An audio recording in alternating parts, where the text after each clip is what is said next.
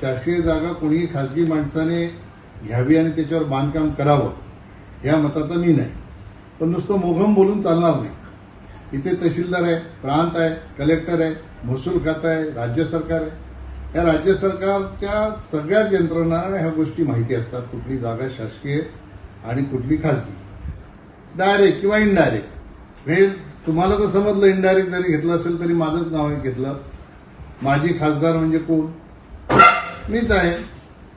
मग जर माझ्या नावाने सतत बोंबा मारत बसणार असतील तर हेच चुकीचं आहे. मी तुम्हाला जबाबदारीने सांगतो, माझा आशीर्वाद फक्त त्या प्रोजेक्टला आहे असं नाही. माझा आशीर्वाद प्रत्येक भिवंडीच्या प्रोजेक्टला आहे. माझा आशीर्वाद प्रत्येक शेतकऱ्याच्या प्रोजेक्टला आहे.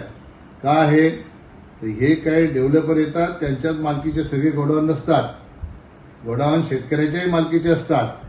आणि 2007ला MMRD आली तेव्हा यांचा राजकीय क्षेत्रात जन्म पण नव्हता. पहिलं उदाहरण आहे. लोकप्रतिनिधी हे अनधिकृत असेल तर अधिकृत करा असं सरकारला सांगते. हे पहिलं उदाहरण आहे की हे तोडून टाका असं सांगा. बरं सांगतं. अरे कोर्टातून तुम्ही तुमच्या प्रोजेक्टला स्टे घेतला याचा अर्थ तुम्ही अनधिकृत बनवलंय ना. मग आधी स्वतःचं पाडा की मग लोकांचं पाडायला सांगा. आहे लोकांची किती दिशाभूल करणार. 23 एकर जागा जर शासकीय कोणी अशी लाटत असेल ना त्याच्यावर 100% कारवाई झाली. पण त्यांनी पुरावे शासनाला त्याचे दिले पाहिजे.